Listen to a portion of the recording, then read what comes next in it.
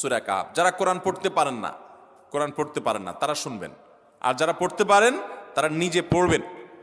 সূরা কাহফ যদি জুমার দিন কেউ পড়ে, নবী করিম সাল্লাল্লাহু আলাইহি সাল্লাম বলেছেন এই সূরাটা তার জন্য নূর হবে, নূর, আলো আল্লাহর তরফ থেকে।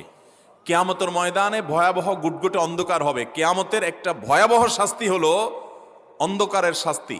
ভাইরা আমার, অন্ধকারের শাস্তি মানে এমন ভয়াবহ অন্ধকার হবে যে দুনিয়ার অন্ধকারের সাথে এর কোনো তুলনাযোগ্য নয়।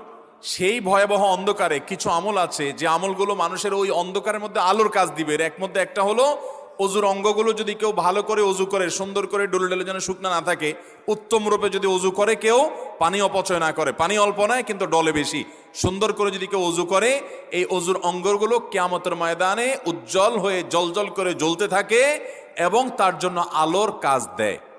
সবাই যখন অন্ধকারের আযাবের মধ্যে নিমজ্জিত থাকে,